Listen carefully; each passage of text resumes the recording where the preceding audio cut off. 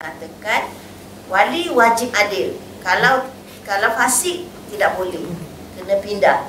Tapi ada pendapat sebahagian fuqaha mengatakan wali tidak syarat. Sebab apa? Sebab dia kata bab perkahwinan ni dia bergantung kepada hubungan kekerabatan antara ayah dengan anak. Jadi sebagai ayah, perasaan kasih sayang terhadap anak tu bukanlah sangat bergantung kepada sifat adil tak adil. Sebab itu hubungan fitrah. Jadi ayah, kalau walaupun katalah dia fasik pun, dia tetap mempunyai rasa kasih sayang terhadap anak dan mahukan kebaikan kepada anak dia. Jadi inilah yang diamalkan di merata-rata tempat lah. Maknanya tak ada yang strict kata wali fasik tak boleh tu. Itu dia kata tidak pernah diketahui orang fasik dilarang mengahwinkan anak-anak perempuan mereka pada mana-mana zaman. Ya? Jadi kesimpulannya, walaupun dia letak adil ni sebagai syarat, tapi syarat ini bukan syarat yang mutlak dan disepakati oleh semua fuqaha. Asobah ni saya belas ya, asobah ni.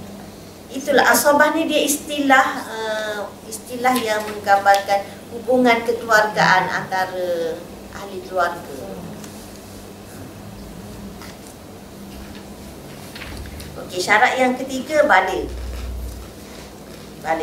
Kanak-kanak tidak boleh menjadi wali kerana dia tidak boleh menguruskan dirinya sendiri. Oleh itu dia tidak boleh menjadi wali kepada orang lain, adalah lebih utama. Yang keempat, berakal. Biasalah tu kan. Orang gila tidak boleh menjadi wali kerana dia tidak boleh menguruskan dirinya. Oleh itu dia tidak boleh menjadi wali kepada orang lain, adalah lebih utama. Yang kelima, tidak mempunyai kecacatan yang boleh menjejaskan pandangan. Seseorang yang tidak jelas pandangannya disebabkan terlalu tua atau cacat akal tidak boleh menjadi wali kerana tidak mampu memilih pasangan yang sekufu.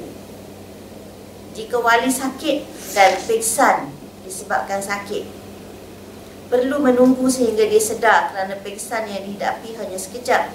Dia umpama tidur. Maksudnya? Maknanya kalau pingsan tu tak bolehlah buat alasan dia tak layak jadi wali. Tunggulah dulu dia sedar. Kecuali doktor dah start pingsan kan. Apa kata branded apa dia? Matio tak? Branded. Masa kalau pingsan kita diam dulu, saya tak mau ke hospital. Nanti sedar lah. Itu boleh disedarkan kan. Orang pingsan boleh. Maksudnya kalau pingsan tu tak termasuk dalam kecacatan yang boleh menjejaskan pandangan lah kan. Maksudnya ni dah nyanyuk tu tak boleh lah jadi wali lagi, salah pilih.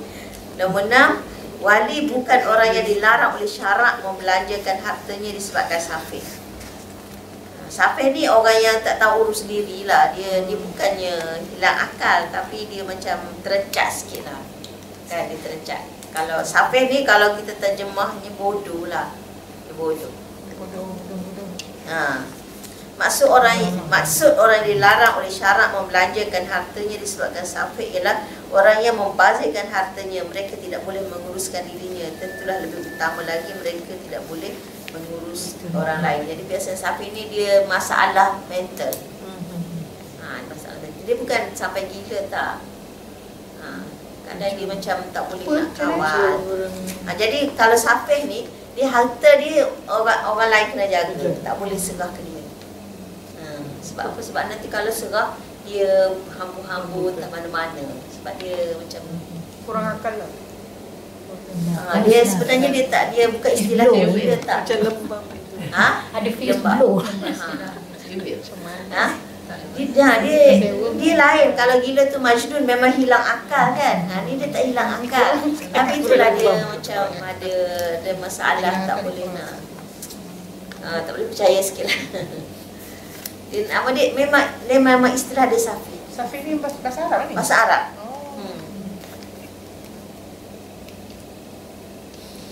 Okey, yang ketujuh bukan orang yang berihram. Yang ini bukan dalam ihram lah ya. Orang yang sedang berihram haji atau umrah tidak boleh mengahwinkan orang lain sebagaimana yang dipahami daripada hadis sebelum ini yang bermaksud orang yang berihram, yang lelaki dan perempuan tidak boleh berkahwin, tidak boleh mengahwinkan perempuan sama ada yang berihram ataupun tidak. Maknanya dia sendiri tak boleh kahwin dan dia pun tak boleh nak kahwinkan orang lain. Jadi kalau wali tengah berihram tu kena tunggulah dia habis ihram. Okay. Jadi peringatan, jika syarat di atas tidak ada pada wali terdekat, tadi yang pada dekat sekali ayah lah ya, hak sebagai wali berpindah kepada wali selepasnya yang memiliki syarat-syarat wali yang sempurna. Tadi kalau wali pertama ayah, jadi kalau ayah tak ada syarat ni, pindahlah kepada datuk. Datuk tak ada, pindah adik-beradik. Katakan ayah dah meninggal, ada datuk tua sangat dia nyanyuk. Pergilah kepada adik-beradik. Tak ada pergi sultan lagi best. Tapi dia wakil lah. Wakil kantor. Kecuali dalam masalah wali yang berihram. Kalau mak wali tu tengah berihram, ia tidak berpindah kepada wali selepasnya kerana berihram tidak membatalkan hak wali selagi dia masih adil dan boleh melihat. Cuma yang dilarang ialah mengahwinkan sahaja. Walau bagaimanapun dalam keadaan wali berihram, hak mengahwinkan berpindah kepada sultan. Jadi maknanya kalau nak kahwin juga masa wali tengah buat haji tu, dia wali sultan, tak boleh pindah kepada wali selepas tu. Sebab ihram ni dia bukan hilang kelayakan sebagai wali, cuma pantang larang ihram. Bukan pada bapak saudara dia ke? Tak Bapak saudara dia? tak boleh. Kalau wali tu tengah berihram. Katalah wali dia siapa? Wali dia adik-beradik kan. Misalnya ayah dah tak ada, atuk dah tak ada, dia pergi kepada adik-beradik. Kemudian kebetulan masa tu adik-beradiknya tengah buat haji atau umrah. Jadi katakan kalau nak nikah juga masa tu kena wali sultan lah. Ya. Boleh tak? Boleh Kalau tengah-tengah ihram. Macam dia Dia dah kena kahwin juga, maknanya boleh. Boleh. Oh, okey. Katalah dah tetap tarikh kan. Dia tetap tarikh nak nikah masa tu. Buat dia pergi murah. Tengok-tengok. Katalah tak ada rancang nak pergi haji tahun tu. Tengok-tengok dapat lulus kan.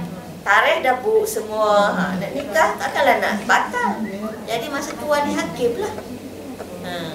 Itulah wali adik-beradik bapak tak boleh lah. Tak boleh kalau ada wali dekat. Oh, Maksudnya wali dekat ada. Cumanya dia masa tu tengah ihram. macam ni sekarang ni banyak terjadi lah bapak-bapak mewakilkan. Sekarang ni kan bapak-bapak yang mewakilkan kadi kan. Yang itu wakil bukan wali. Sekarang ni bapak tu yang jadi wali. Dia cuma wakilkan kadi akad sahaja. Dia tidak pindah wali. Dia wakil. Wali masih bapak lah. Wali bapa tetap jadi wali. Dia cuma akad boleh wakil kepada siapa-siapa. wali tu yang dalam surat tu kan, orang tu kan. Ya. Dia tulis Tapi daftar. sebab Dan hakim tu kalau bapak tak wakil ke dia tak boleh akad. Tak boleh. Okey. Tak sah. Dalam kes yang adik-beradik lelaki ada ramai. Dia pilih yang mana paling dekat sifat dia. Maknanya yang paling adil, yang paling Baik ambil. Itulah ambil pendapat hak ni lah, kata tak syarat adil lah. Kan kita baca tadi, setengah fuqaha berpendapat keadilan tidak menjadi syarat. Kan? That means walaupun yang the youngest tu, yang the best, the youngest kita Kaya.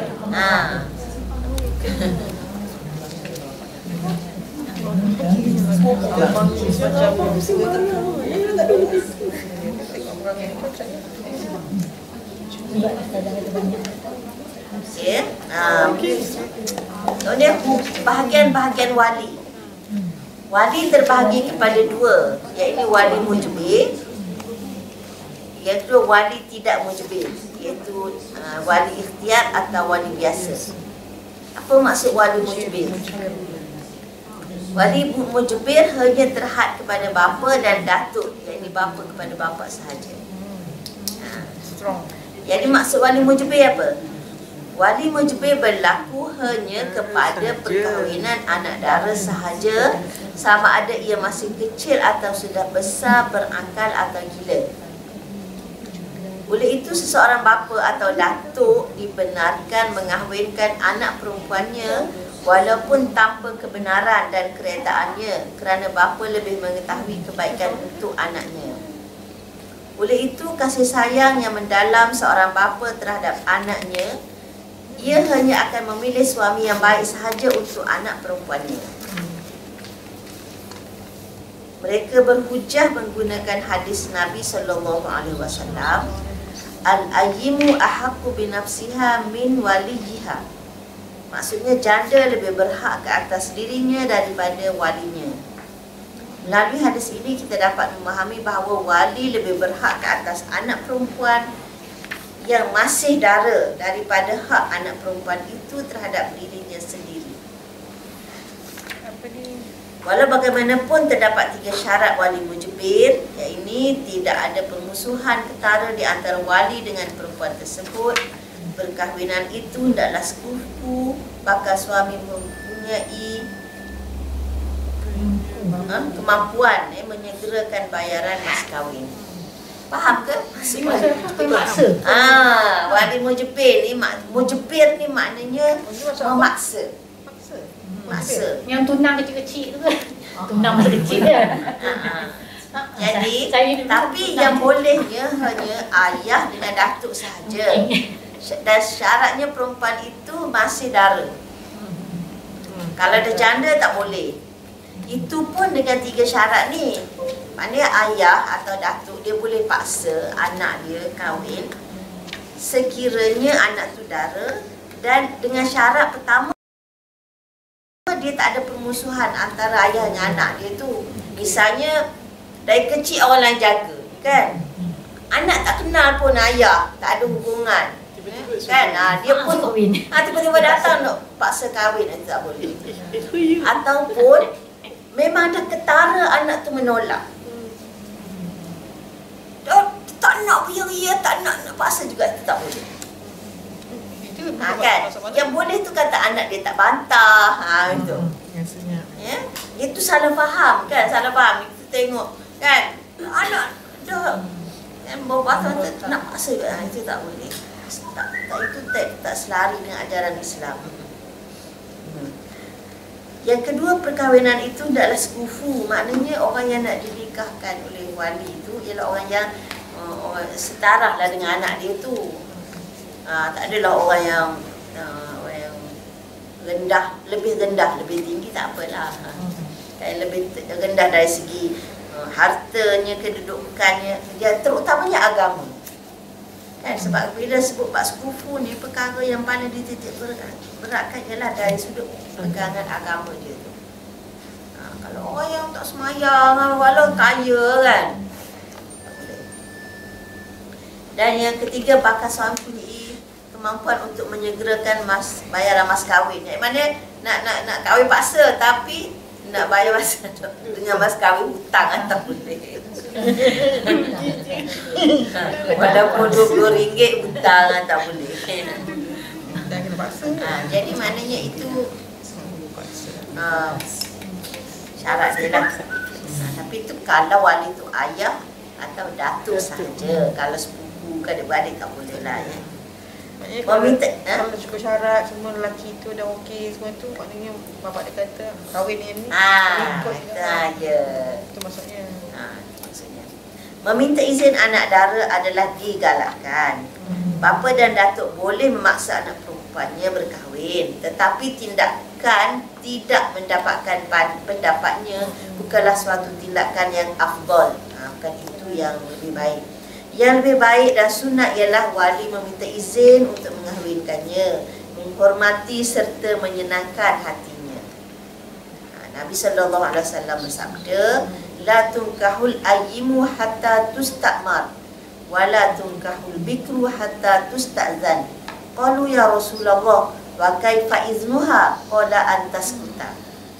Maksudnya, janganlah kamu mengahwinkan janda melainkan setelah mendapat keputusannya.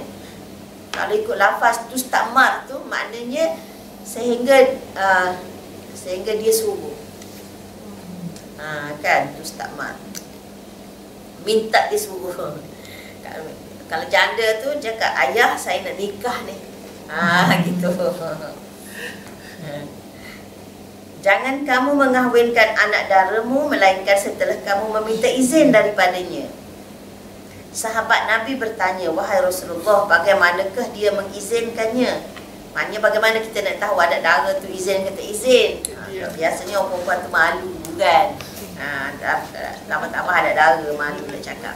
Jadi baginda menjawab, dia diam.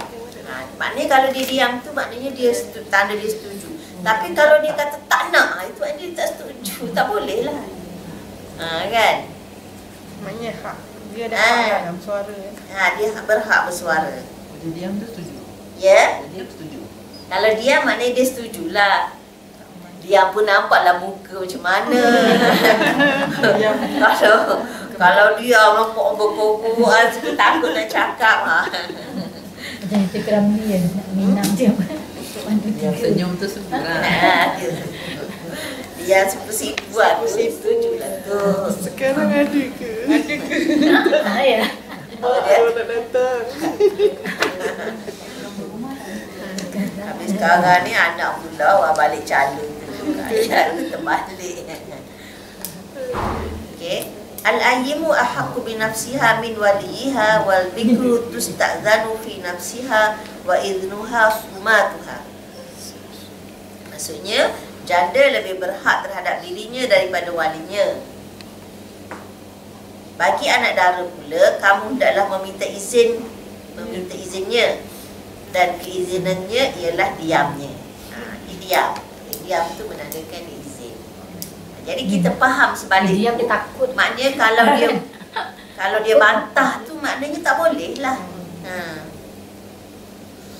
Kedua-dua hadis di atas menerangkan wali disunatkan meminta kebenaran anak gadis yang masih dara untuk mengahwinkannya. Okey, yang kedua, wali yang tidak mujbir. Di mana tu dia tak boleh nak paksa lah macam ayah atau datuk ni. Wali yang tidak mujbir ialah wali selain daripada bapa dan datuk yang telah kita sebutkan sebelum ini. Wali tidak mujbir berlaku ketika mengahwinkan perempuan yang sudah janda. Jadi ayah pun tak boleh nak paksa anak dia janda. Jadi tak boleh nak kata wali mujbir juga kalau anak dia sudah janda. Tidak ada bagi mana-mana wali walaupun bapa untuk mengahwinkan perempuan janda melainkan dengan kebenaran dan keredaannya. Hukum ini berpandukan kepada hadis sebelum ini yang bermaksud janganlah kamu mengahwinkan janda melainkan setelah mendapat keputusannya. Janda ialah perempuan yang hilang darahnya dengan sebab persetubuhan yang halal atau haram, bukan disebabkan sakit atau terjatuh dan sebagainya. Jadi kalau betul haram pun ke janda juga. Tak faham. Dia Apa? Maksudnya label janda tu lah. Maksud janda tu Maksud sebenarnya janda perempuan yang hilang darahnya. Sebab apa? Hilang darah dengan sebab persetubuhan, bukan dengan sebab sakit ke main sukan ke. Tu tetap kira janda walaupun dia tak ada darah. Macam kita juga dengan macam Okey, hikmat mendapat persetujuan janda. Hikmat wali hendaklah mendapatkan persetujuan janda terlebih dahulu dan tidak mengahwinkan tanpa kebenarannya ialah dia mengetahui maksud perkahwinan. Wali tidak boleh memaksanya kerana pengalamannya dalam perkahwinan menyebabkan dia tidak malu untuk berterus terang. Ini berbeza dengan anak dara kerana dia malu untuk berterus terang. Itu beza antara janda dengan dara. Janda ni dia dah pengalaman, dia tahu dah pahit manis perkahwinan tu. Jadi dara ni dia tak tahu lagi, mungkin dia ingat je dia tahu pahit manis. Janda berhias. Apa dia? Janda berhias. Janda berias. Maksud apa? Kan ada janda berias tu. Yang tak ada hotel pintu lagi. Macam mana pula? Tapi kalau ikut dia sebut tadi yang telah hilang dara. Kalau berhias tu, kalau maksudnya pesum hilang dara, lain lah. Apa janda? Apa maksud janda berias tu? Selalunya orang panggil janda berias ni orang yang kahwin tapi dia belum sempat bersama dengan suami dia. Kahwin terus suami dia meninggal ke, kahwin terus bercerai ke. Macam mana dia boleh declare dia berias tak berias? Dia cakap Berias tu istilah kita orang Melayu je. Tapi maknanya kalau katakan dia mendakwa dia belum disetubuhi dan ada bukti, boleh diterima lah. Misalnya kita tengok keadaan kan, umpamanya katalah selepas akad nikah, sekarang banyak terjadi kan, selepas akad nikah aksiden terus meninggal. Ataupun ada setengah tu memang lepas akad nikah memang dia tak balik-balik. Ada kes tu dia nikah tapi isteri dia dia tak pernah balik sama isteri dia. Kalau isteri dia pergi rumah dia tidur masjid. Dia nak sangat kalau dia bercerai kenapa? dia berias Masalah wallahu alam. Jadi Ustazah ingat ada kes tu dia dan berapa lama tak ingatlah berapa. Tapi memang tak lama lah sebab dia tak pernah, kalau isteri dia duduk rumah isteri ni, duduk rumah mak dia tak pernah datang. Dan dia sebagai isteri pergi nak jumpa suami. Kalau isteri dia pergi rumah dia pergi tidur masjid. Perkahwinan yang tak dia tak pernah sentuh lah. tapi nak kahwin. Itu yang tak tahu.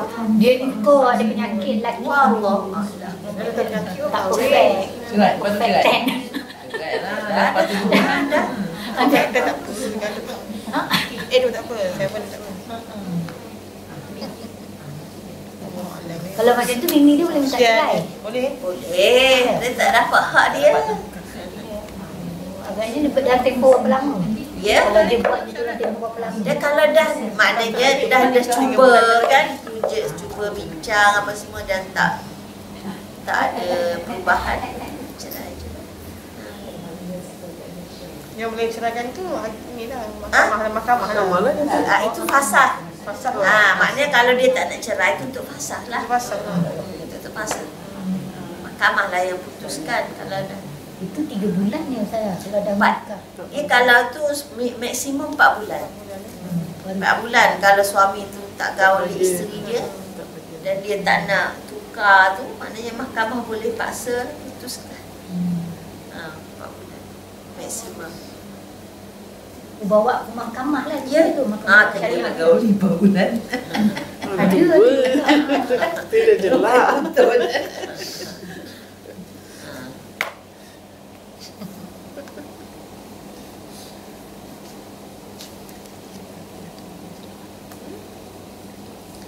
Mengawinkan janda yang masih kecil. Bapa atau mana-mana wali tidak diharuskan mengawinkan perempuan janda yang belum balik sehinggalah dia balik. Ini kerana keizinan budak kecil tidak diambil kira.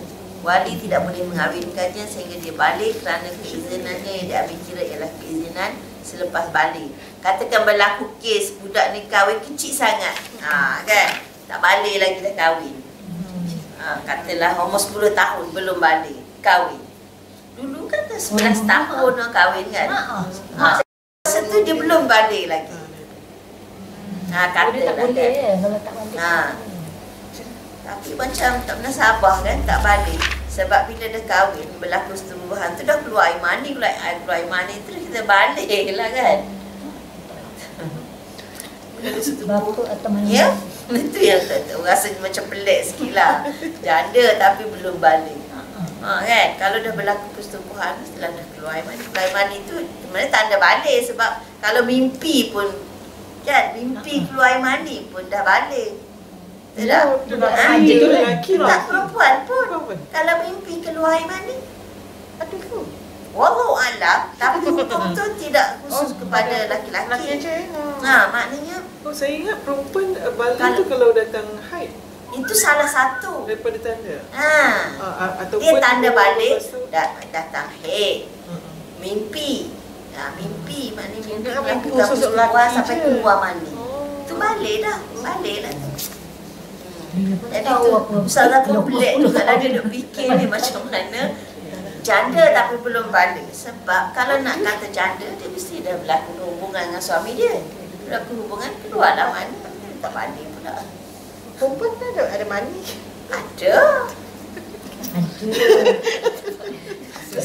Benih kot.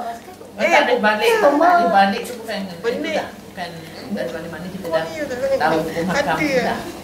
Balik ni dia sudah mencapai umur tertentu dengan tanda-tanda tertentu. Kira balik tu artinya dia bila dia balik maknanya dia dah mukallaf dah.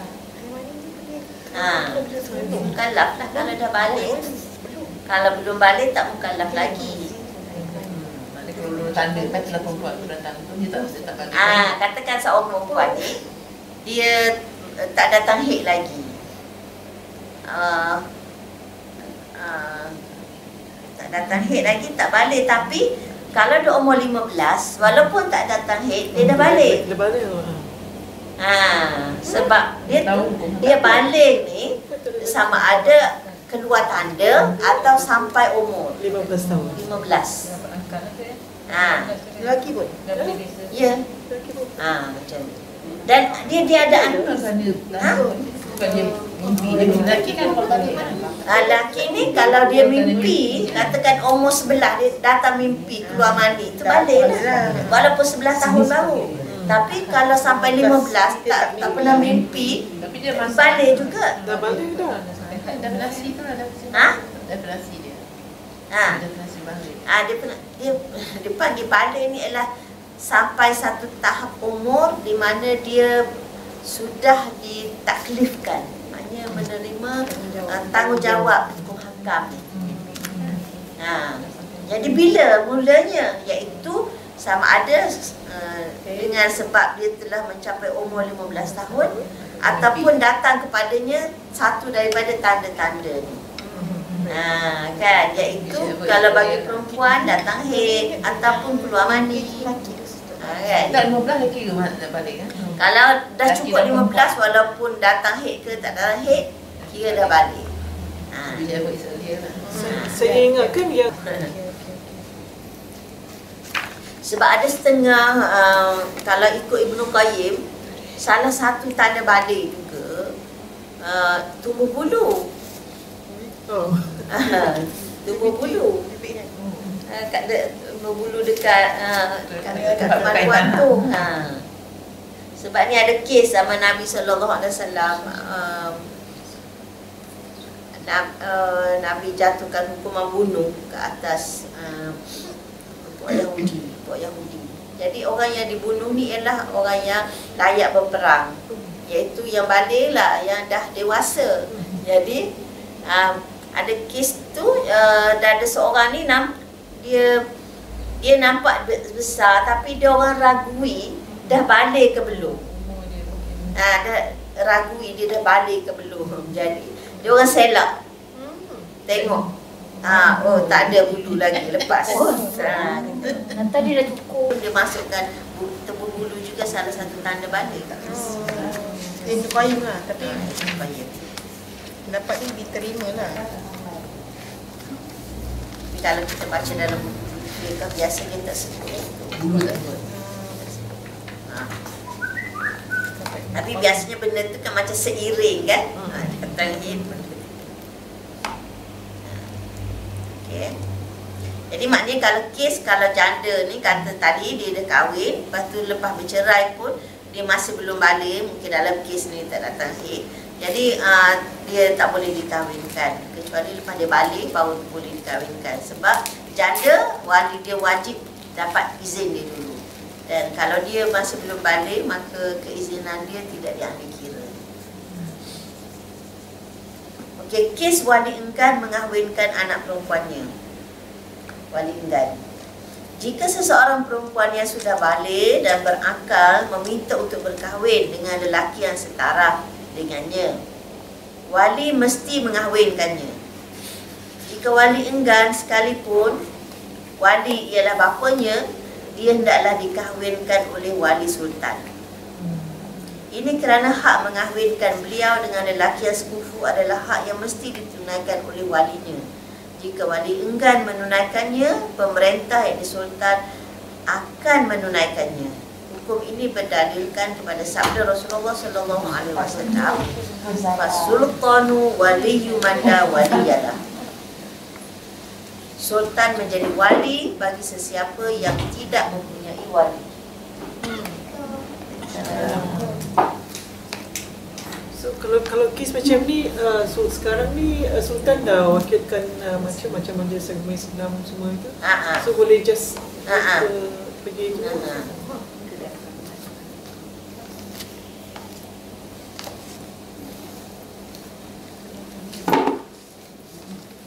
Biasanya melalui mahkamah lah kan. Jika perempuan tersebut meminta dikahwinkan dengan seorang lelaki yang sekufu dan walinya ingin mengahwinkannya dengan lelaki lain yang juga sekufu, wali boleh melarang anaknya berkahwin dengan lelaki pilihannya dan mengahwinkannya dengan lelaki yang dipilih oleh beliau jika anak perempuannya masih lagi dara.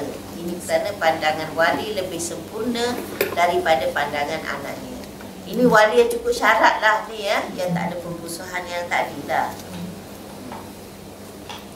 Jadi biasanya mahkamah akan panggil. Kalau kes anak nak kahwin, wali tak nak ni, mahkamah akan panggil wali dia dan dengarlah alasan kenapa dia tak nak kahwinkan tu.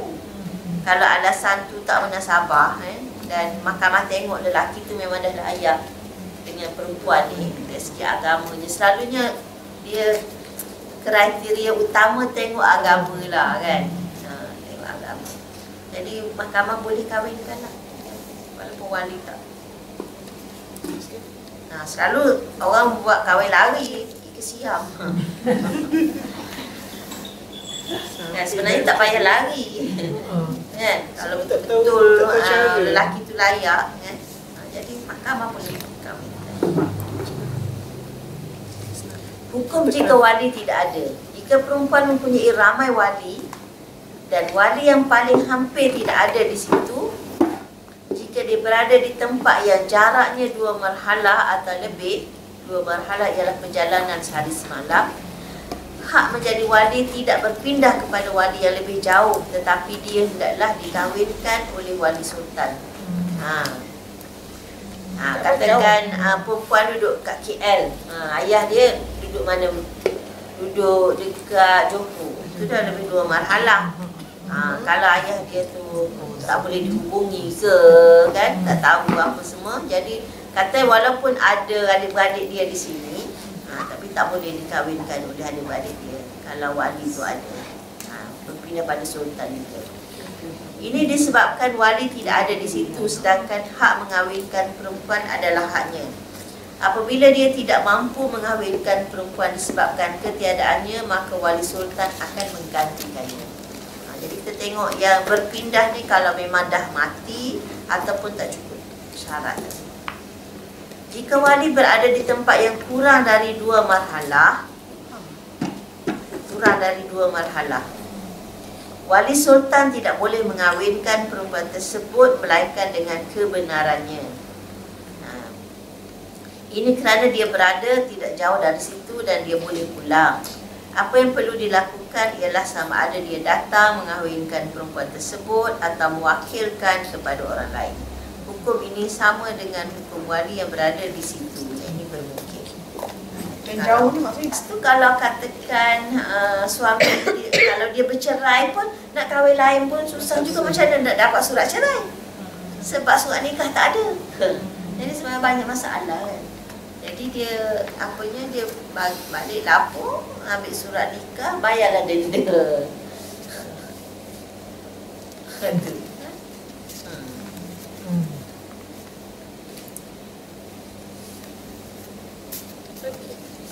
Okey,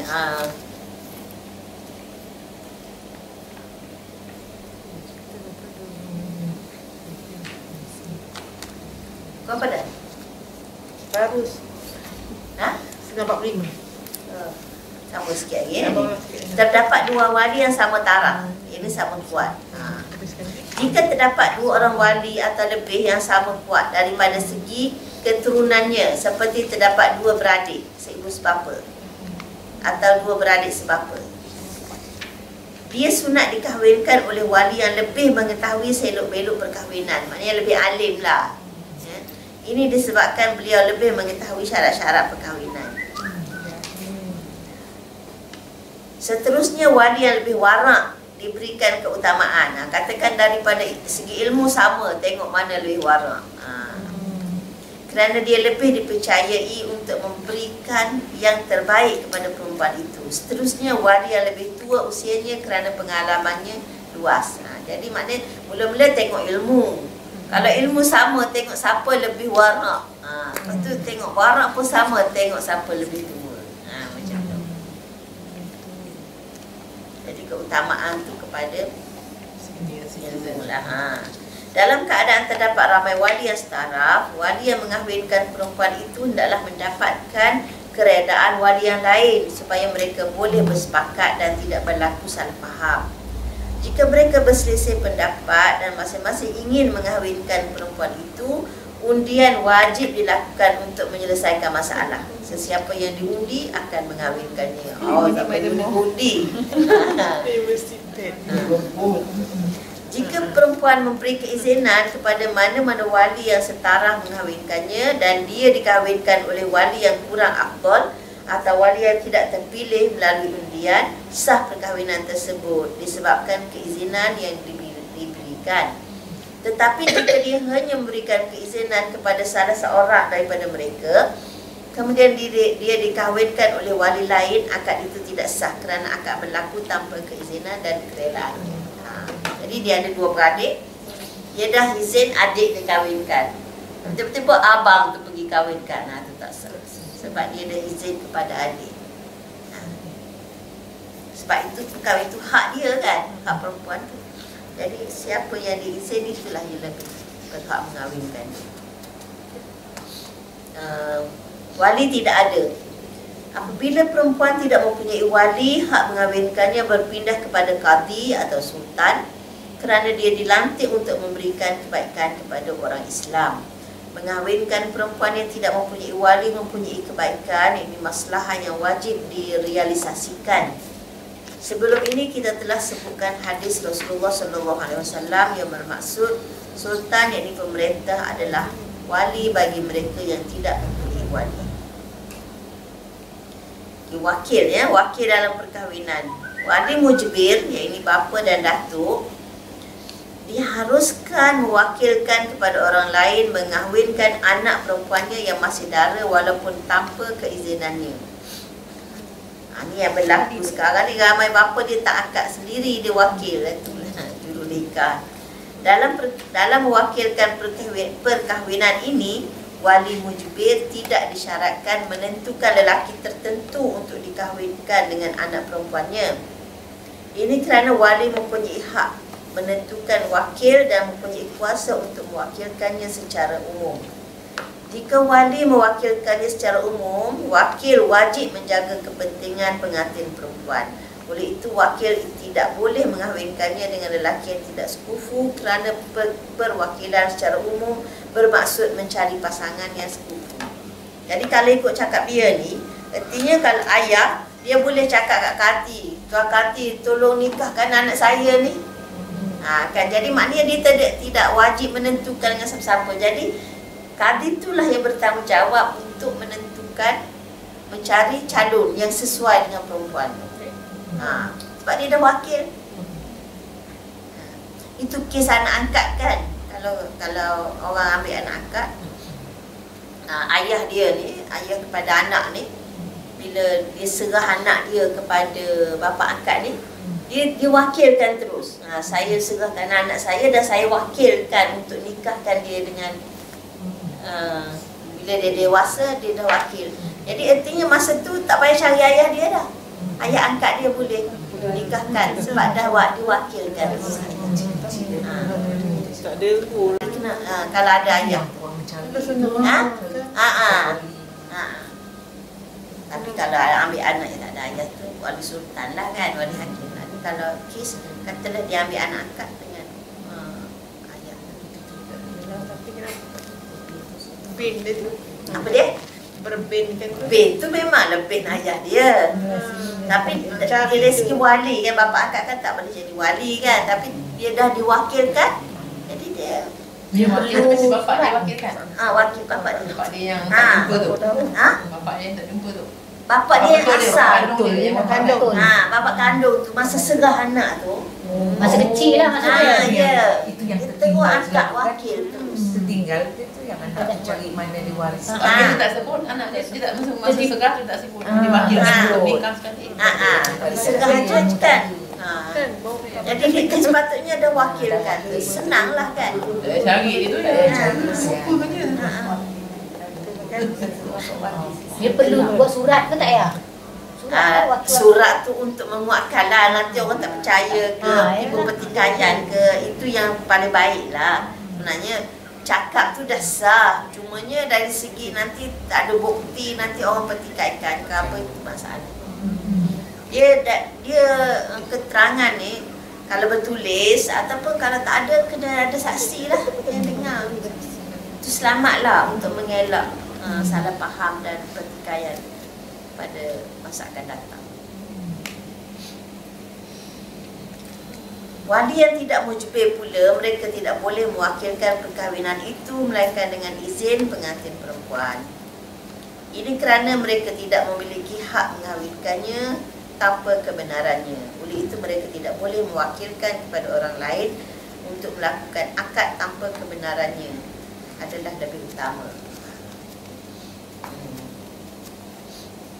Jadi maknanya wakil dalam perkahwinan ni dia ada dua lah. Satunya wakil suruh akad.